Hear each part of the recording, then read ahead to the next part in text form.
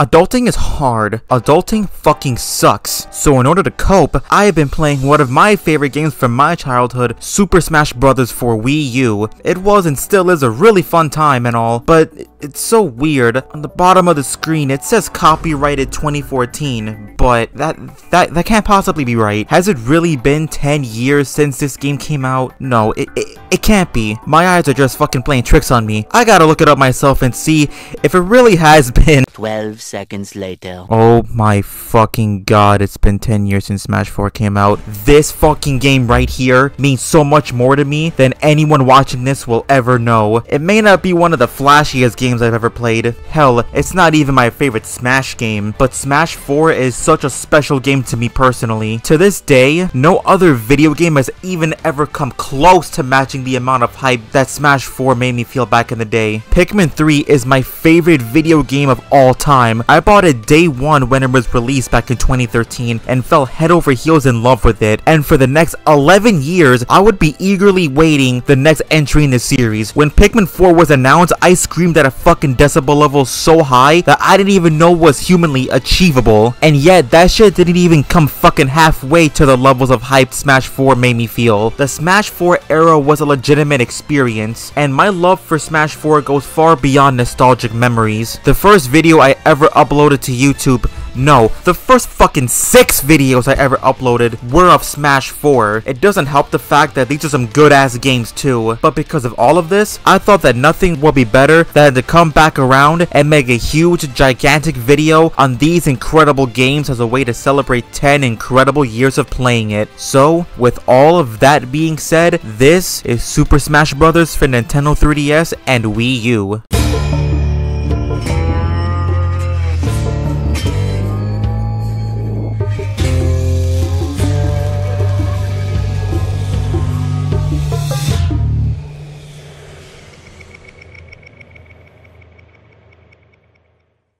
I never usually talk about a game's development when I make a review, but I think for these two games in particular, it would be incredibly foolish not to, since for most, the journey was probably more memorable than the destination. In E3 2011, just after the Wii U was unveiled, the late Satoru Iwata officially announced a new Smash game would not only release on Wii U, but also on 3DS, which I'm pretty sure took everybody aback, including series director Masahiro Sakurai. I don't think I need to give an introduction to this man. In the realms of the gaming industry, Sakurai's legacy is nothing short of legendary, in the same vein as Miyamoto or Kojima. And what's funny about Iwata's surprise announcement is that technically, Smash 4 wasn't even in development yet because Sakurai was still hard at work on Kid Icarus Uprising. When Kid Icarus Uprising wrapped up development, Sakurai immediately started working on Smash 4, but unlike his time developing Melee, he wouldn't be making the game alone because it was later revealed that it would have been a collaborative effort between Sora Limited and Bandai Namco.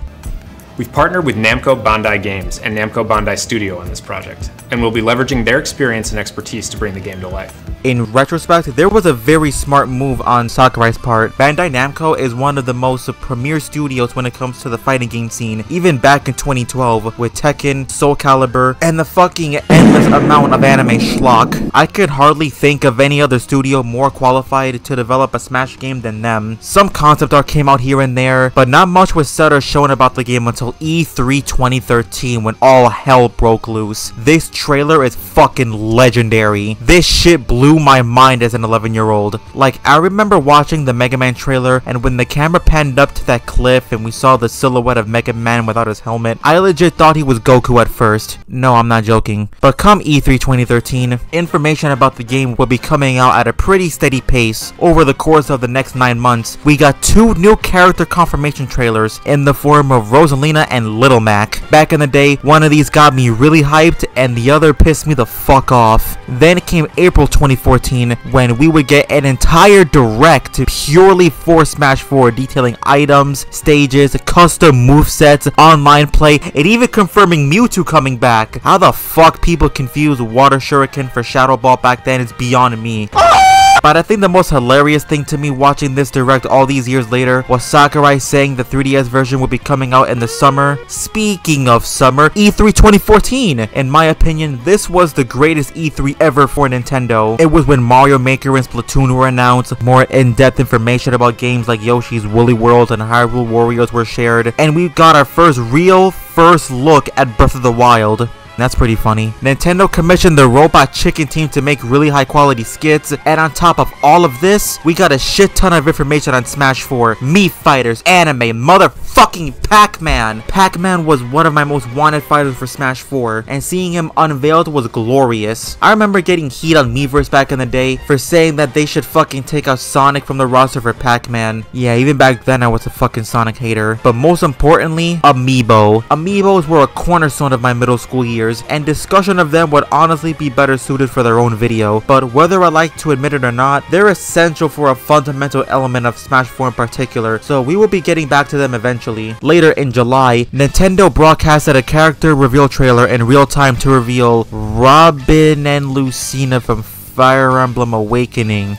When I first saw this trailer, I thought it was a joke, because why the fuck is a professional video game corporation using impact font at the end of one of their trailers? Am I the only one who thought that was strange? Plus, I cannot fucking believe there were people at the time who actually thought Captain Falcon was gonna be cut. Like, the chances of any of the original 12 being cut from any game is astronomically low, despite how much we wish it wasn't. And now, we've reached the most infamous stop of our journey, as in that following August, a huge Smash 4 leak happened, detailing newcomers, veterans, menus, and even fucking trophies. And to think, all of this happened because some kid wanted to flex on his friends that his dad worked at Nintendo. And no, I'm not bullshitting, look it up for yourself. After the leaks went viral, Nintendo quickly went into damage control, taking down as many videos detailing the leaks as possible, and quickly uploaded a reveal trailer of Shulk from Xenoblade Chronicles. I remember seeing his name for the first time and swore that it read Shrek. And funny enough, Shulk's trailer was the final one we got before the launch of the 3DS version. And speaking of, holy shit, is it October 3rd already? Yup, after 3 years of anticipation and speculation, Super Smash Bros. For Nintendo 3DS finally launched on October 3rd, 2014 in both North America and Europe, with Australia getting it a day later, which was always funny to me. The game did launch a month earlier on September 13th in Japan, which was nice and swell for them, but us stupid ass Westerners would have to wait till October to play it. So I guess before I talk about the Wii U version, we could go over the 3DS version in all its 3D handheld glory.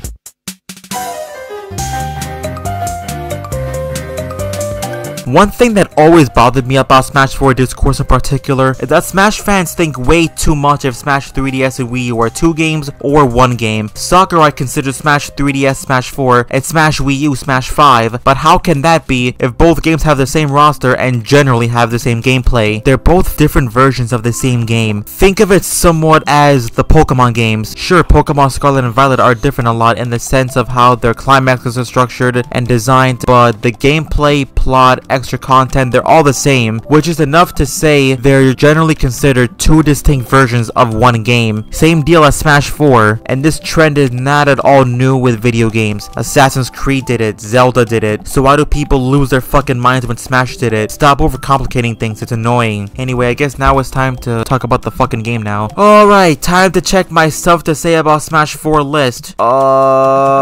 This menu fucking sucks, am I right? Okay, now that we got that out of the way, what else is there to talk about? Ah, yes, of course. I don't like how this game controls that much, and it's all thanks to this stupid fucking thing. I don't know why Nintendo outright refused to give any of their handhelds an analog stick until the Switch. The fucking PS Vita had an analog stick. Hell, it had 2 of them. So many games on the 3DS were held back by the lack of a true analog stick, and sadly, this game is no exception. Their circle pad isn't at all comfortable for long-time use. There isn't any way around that. Though it is truly commendable how Sakurai and his team were able to get a super demanding game like Super Smash Bros. To work on the 3DS, running at a silky smooth 60 frames per second. But this system just wasn't designed for a game like Smash Bros. In mind, and because of that, already makes it the inferior version of Smash 4 for me and so many people because of its controls. But it's not like it's a huge make it or break it thing for me. After all, I'm possibly the only person on earth who prefers the DS version of Mario 64 to the original, so it's not like I'd be a huge hypocrite for saying the controls ruin the game, right? Well, it's a good thing it doesn't, because at the end of the day, this is still a Smash Brothers game, and a really good Smash Brothers game at that. Back when Smash 4 was being developed, Sakurai stated that he wanted these games to strike a balance between the fast-paced competitive gameplay of Melee with the casual, friendly, slower pace of Brawl, and by God, he wasn't lying. I know these games get ragged on today for having slow knockback and the air physics being wonky, but to be honest, I never noticed it. In my opinion, the devs absolutely perfected the speed and flow of the combat, the physics of the game itself, and adding minor gameplay tweaks. Random tripping from Brawl was cut, to which I want to ask, what the fuck was Sakurai smoking for him to think that was a good idea for him to implement it in the first place?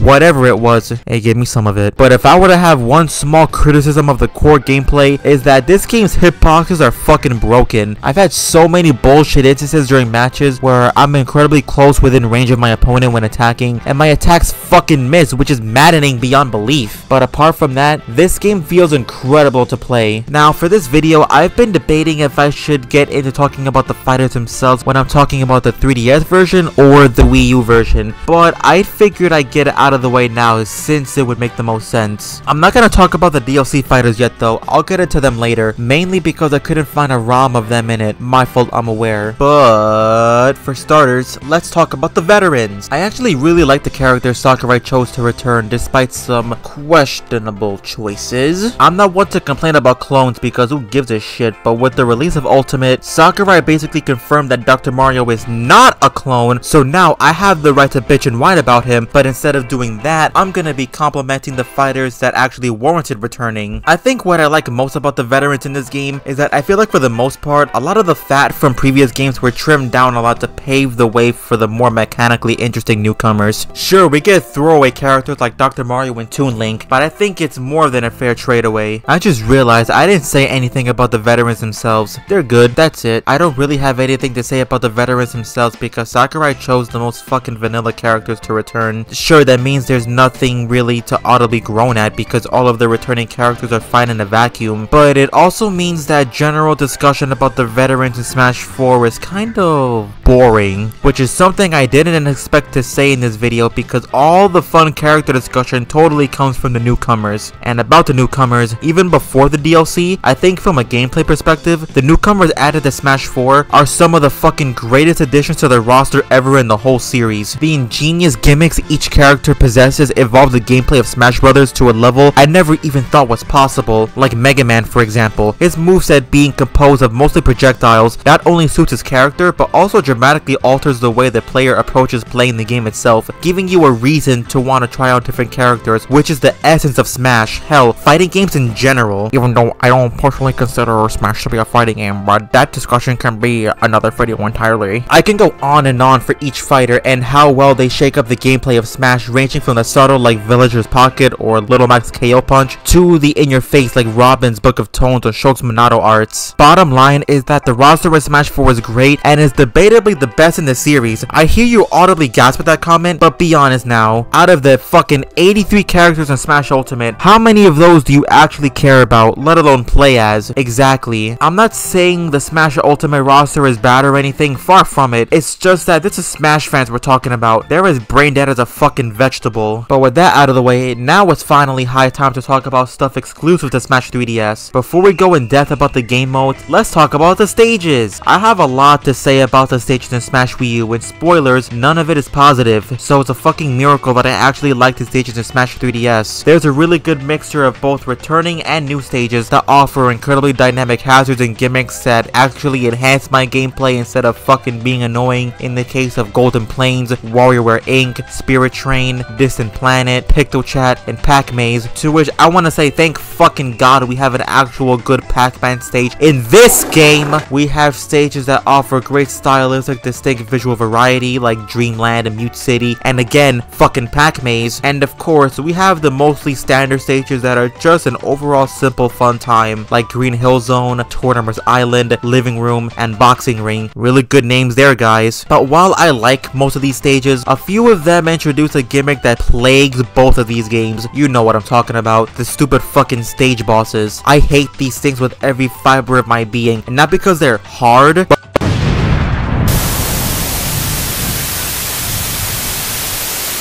and number 2, because the stages in Smash 3DS specifically are pretty small, and it becomes pretty difficult to space the fucker out, which can really take me out of a match, which for a fighting game is really fucking bad. It becomes less about fighting my opponent and more about fighting the goddamn game itself. The flying man is okay, I guess, but the yellow devil can go fuck itself. But hey, at the end of the day, this is barely even an issue because Sakurai added the ability to play any stage Final Destination style, to which for anyone who for some reason hasn't played a Smash game since Brawl, this feature allows you to enjoy the ambience of any stage with a simple flat arena of Final Destination, no hazards whatsoever, which is an absolute fucking godsend. But overall, I quite like the stages in Smash 3DS. Now, if there's one thing Sakurai and his games are known for, it has got to be the ample amount of modes and content they're packed with. Brawl is the fan favorite for many, including myself, for that very reason. Events, masterpieces, stage builder, and of course the iconic Subspace Emissary. Does Smash 3DS at all compare? No,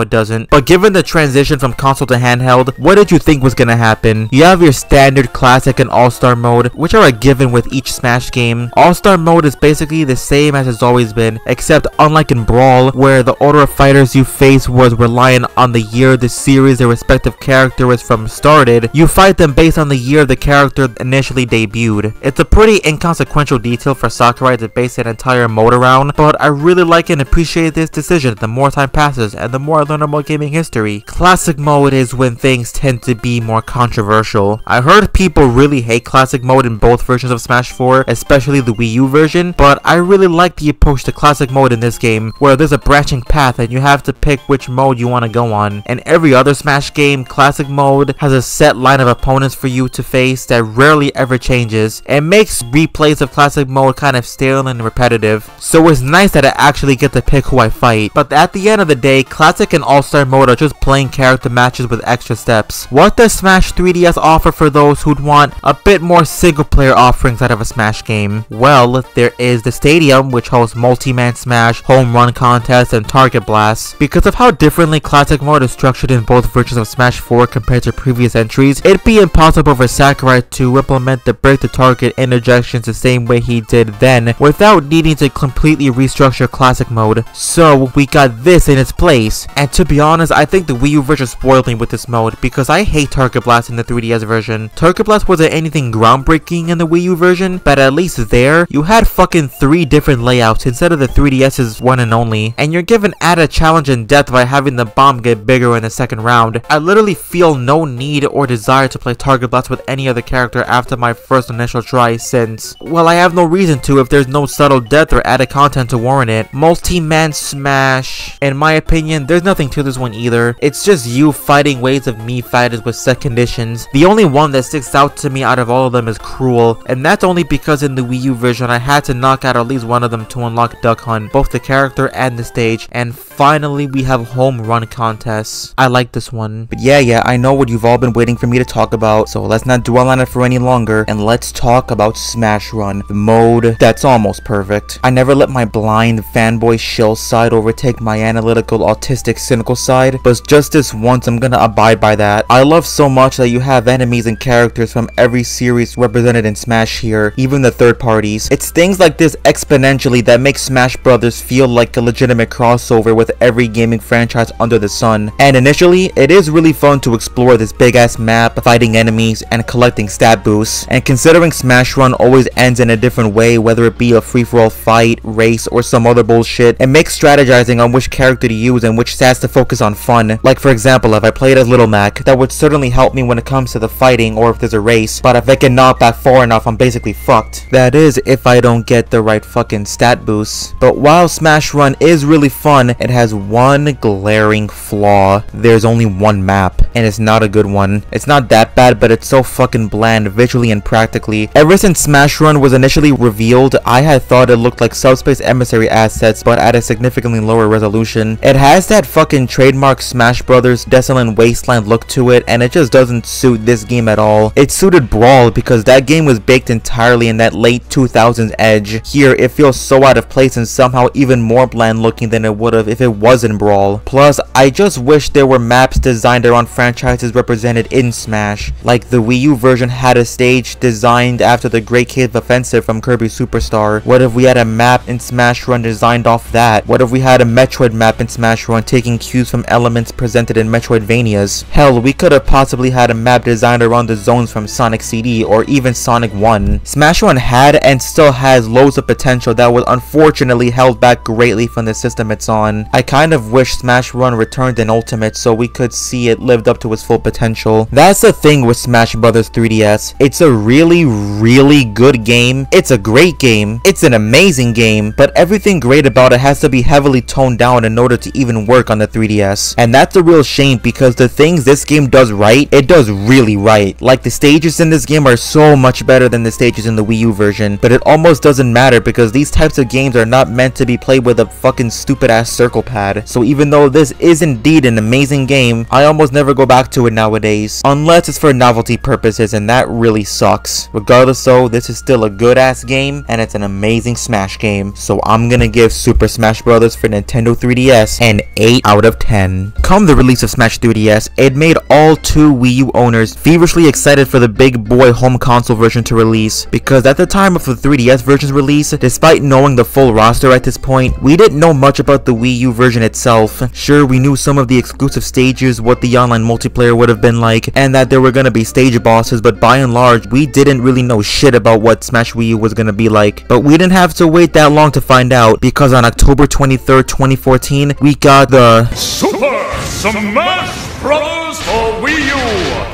50-pack extravaganza! This was the hypest shit ever back in the day, because this direct is legendary for me. So much shit was shown off that made me audibly gasp at multiple points. Special orders, Master Fortress, this stupid shit, 8-player Smash, and Mewtwo coming back, for real this time, not clickbait. It was a great show. Nothing during Ultimate's build up to release even came close to this. And now, finally, at long last, the 2.5-year wait was finally over. On November 22nd, 2014, Super Smash Bros. For Wii U officially released. The game I had been waiting for since June 2013 was finally in my hands.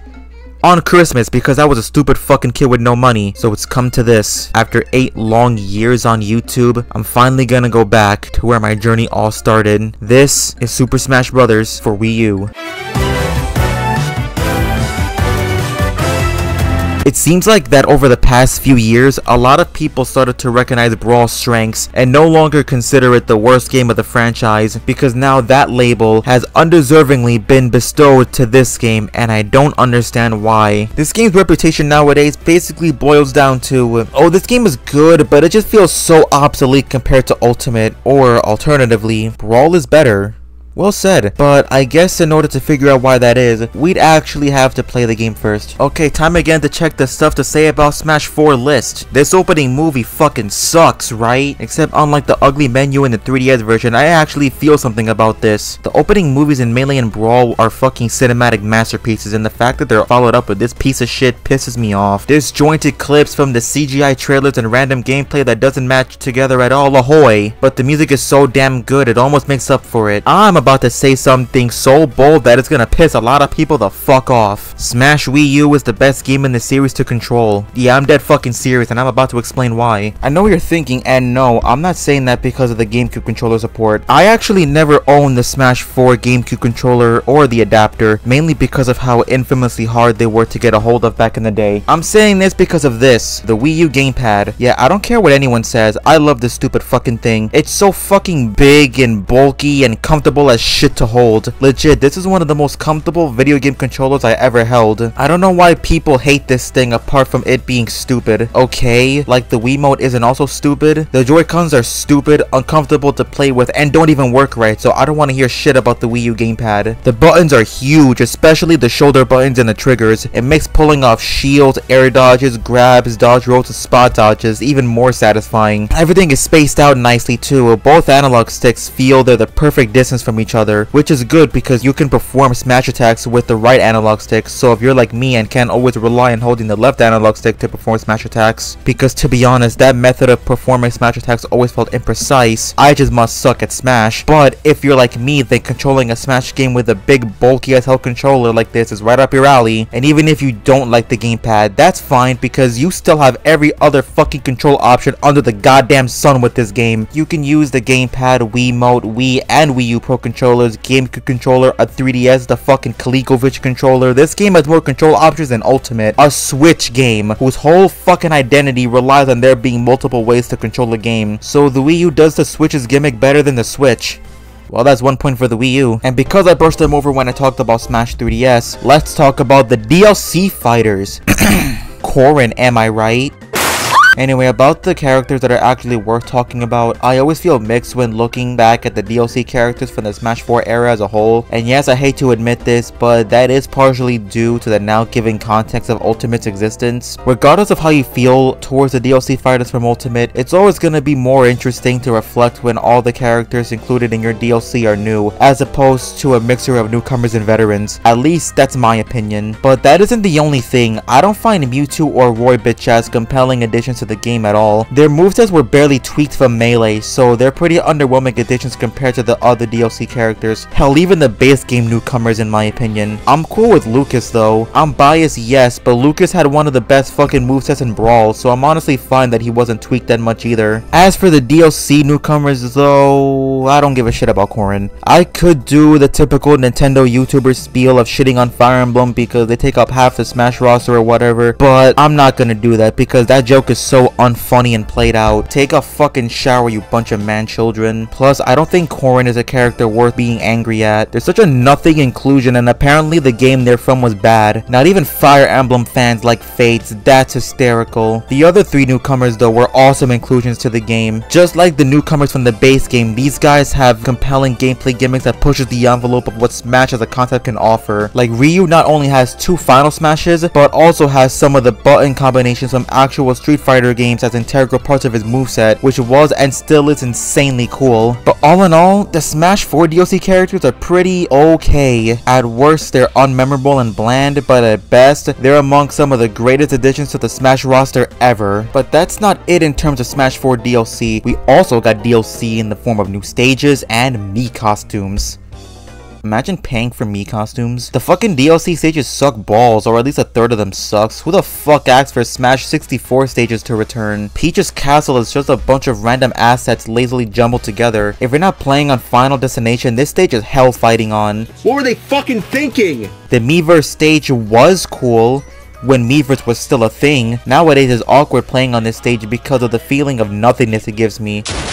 It feels like I'm playing in Purgatory. It's just a stylistically worse battlefield. However, I do really like Suzaku Castle, especially in Final Destination, Midgar, and Umber Clock Tower. Actually, on the topic, I think this is the perfect opportunity to talk about the base game stages. They fucking suck. Pac-Man is the worst stage in the franchise. It's not even a contest. It's bad enough it's an auto-scroller, but it's ugly too. That's where I draw the line. And the worst part is that this is the fucking stage Sakurai chose to bring back to represent Pac-Man in Ultimate instead of the objectively better Pac-Maze. Pac-Man, you deserve better, my dude. And if stage bosses were annoying in the 3DS version, good fucking lord, they're unbearable in the Wii U version. Metal Face isn't as obnoxious as the Yellow Devil because Gar Plane is a decently large stage, so it's pretty easy to space him out. Plus, he stands still for a majority of the time he appears, so it's whatever. Ridley. On the other hand, Christ. Plus, I don't know, I hate Pyrosphere even putting Ridley aside. It's so boring aesthetically and doesn't scream Metroid to me at all. And that's an issue a lot of the stages in the Wii U version have. They're boring. Like if I didn't tell you fucking Colosseum was a Fire Emblem stage, would you know it's Fire Emblem? I doubt it because Smash fans have never so much as touched a Fire Emblem game. And goddamn the 8-player stages. Look, I appreciate the effort Sakurai and the team put in to implement 8 players in Smash. It's a dream come true for me to have more than 4 players in a match, and it's incredible how the devs were able to have both the TV and Wii U gamepad display an 8-player match running at a smooth frame rate and high resolution. But these stages, man, good lord. When the camera pushes all the way back, it's hell trying to keep up with everything with how small you are. Plus, I don't think these stages necessarily look graphically up to snuff with what the Wii U is capable of. The way some of these stages are rendered gives off the impression that they're just barely upscaled from Melee and Brawl. I just don't know how to properly articulate why I feel this way. I'm not a game designer or programmer, I'm just a fucking idiot with a microphone. All in all, the stages in the Wii U version are incredibly underwhelming and disappointing. At best, they're passable, and at worst, they're borderline unplayable. Who the fuck thought 75 meters was a good idea for a stage? I just want to have a little chat. But hey, if you don't like the stages in the Wii U version, you can just make some yourself, you whiny little bitch. Stage builder in this game fucking sucks. You only have like 5 generic backgrounds to choose from, and your options for hazards are super limited. Somehow more than Brawl, a fucking Wii game, which is truly a shame because of how much of a wasted opportunity it is. Drawing whatever wacky concepts for stages I come up with on the Wii U gamepad feels great, but is bogged down so much by how restricted I am. I guess this could be a good time to segue into talking about the different modes in the Wii U version. I know people dog on the single player of Smash 4, but hey, the Wii U version has better single player offerings than Ultimate. Yeah, I said it, World of Light fucking sucks. I love traversing across a PNG, fighting random matches to win more PNGs. I like Master and Crazy Orders, I don't care what anyone says. Seeing how insane some of the matches are with the way the game randomizes them is insanely captivating for me. You know, since Sakurai made it evident in the 50 Facts extravaganza that in Special Smash, you can set any match to whatever fucking random specific settings you want, which makes fights chaotically endearing, to which both Master and Crazy Orders seem to take into full effect. It's executed exceptionally well in Crazy Orders, since it has the added challenge of the final match with Crazy Hand. All the damage you accumulate throughout every challenge is tallied up until your final fight with him. I love this so much, it makes repeat plays of Crazy Orders much more enthralling than Master Orders, since you actually have something to work towards. Event mode is here, it's cute, it's fun, that's all I have to say about it. Like, yeah, the scenarios the team came up with are cute, and your actual objectives to do are beyond just simply fighting, and they're a blast to play, but I don't know, you just really feel the lack of a story mode with this one, and how much you wish the game actually had one. Plus, you can blast through these in like an hour or two. The modes in Stadium are the same as the 3DS version, but they actually have some meat on their bones to make the experience more substantial, so we don't need to go over it. I'm not sure if this is a hot take, but I actually like Classic mode in the Wii U version. Sure, I prefer the setup of other Classic modes because they're a lot more organized in how it's presented. You know, how you fight the character based on the series and whatnot, but I think the setup in Smash Wii U has better replay value because of the way the RNG makes up the characters, stages, custom moves, rewards, and intruders. Take for example Ultimate's Classic mode. Is it nicely organized with each character getting their own set path unique to them? Yes. Does it make repeat plays of Classic mode with said character less enthralling because of it? Also yes. Smash Wii U's Classic mode doesn't have that problem. Its greatest weakness is also its greatest strength. And this may be the nostalgia talking, but I really like Smash 4's online. Everything was organized in such a fun way that I can't help but look back at it and fawn over it. I almost never played for fun because I don't like playing with items, but it was nice to know the option was there if I was ever in the mood. Kids in my school would always talk about their grind from their latest game of fucking COD, but for me, my grind was for glory in Smash Bros.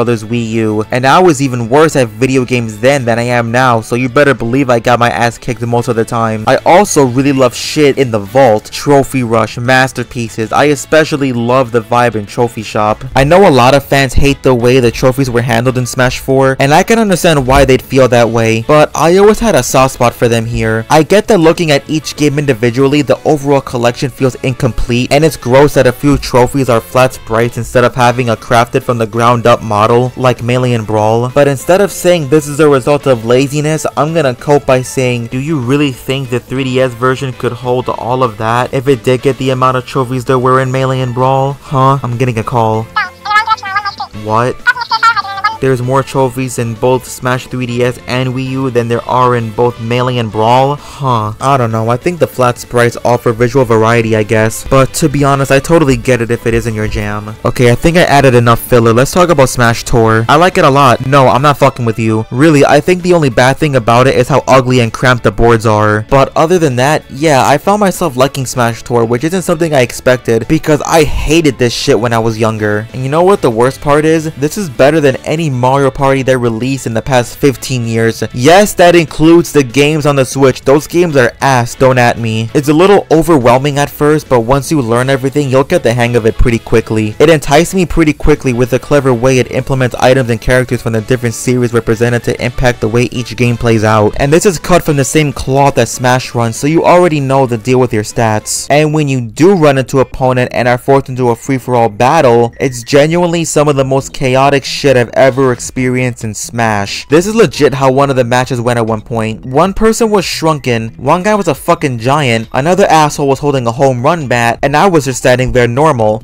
The match was over in less than 10 seconds, and no, I didn't win. It's so weird because Smash 4 is as bullshit as any other party game, but there's a sense of strategy to it. You can still get ahead if you're in the nosebleeds. I would know because it happened to me. And need I remind you, I am terrible at video games. So if I can do it, then I don't want to hear any excuses about you.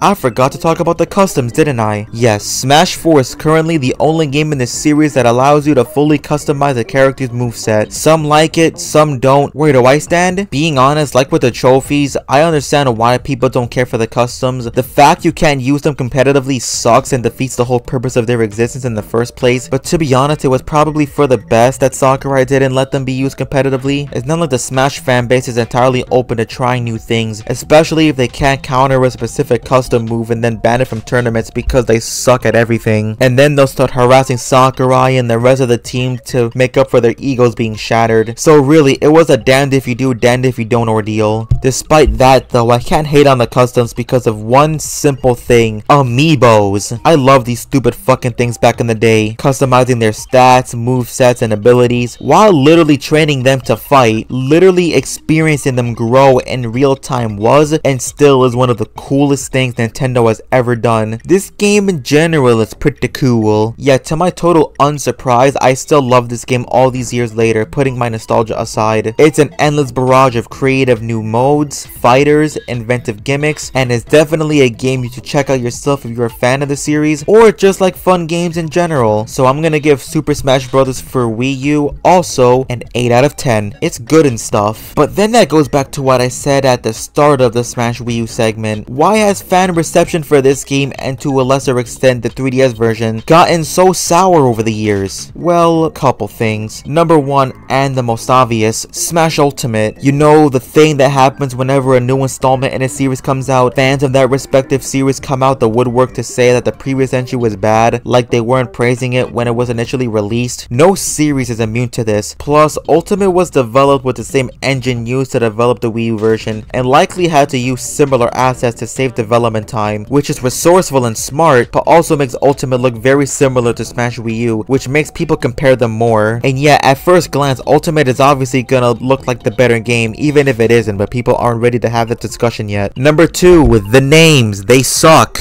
And not just creatively, the names not only suck because they're boring, but they sacrifice the identity of both games significantly purely for marketability of having a Smash Bros. Game on a home console and handheld. It's why these games are so forgettable. It's why they're bland. It doesn't allow the games to be anything more than just the Smash games on their respective systems. That and the UI for these games suck, and also doesn't help in giving these games unique identities. The Wii U version may have the sleek background with all the character silhouettes, but that alone can't save the overall bland presentation. Despite that though, despite the lame names, boring UI, slow knockback, and gay ass stages in case of the Wii U version, these games still hold a special place in my heart. It represents a different time, when everything was a lot simpler. Before the Smash fanbase became rampant with degenerates and pedophiles. Back when we all felt like a unified community of fans who would come together for our love of Smash Brothers. I know it's a weak and corny way to end this video basically saying I'm nostalgia blind. I admitted to the faults of both games, but I still like and enjoy them immensely. I think that's all that matters. Nothing is perfect, and I think it's important that as we grow and mature, we look back at the stuff we grew up with a critical eye, while not letting that deter us too much from our initial fondness of it. It's just still insane to think that I'm even here in the first place. It's been an entire decade since these games came out. So much has happened to me during that time. I was in 7th grade when these games came out. Now I'm 22. Smash 4 has been with me through so much of my life, the good, the bad, and has brought me thousands of hours of joy and frustration. It essentially grew up with me. I love these games, and to be honest, it should have been clearer to me that after all this time, nothing will ever change that. It's been a good 10 years with you, Smash 4. Thanks for everything. I'll see you in 4 years.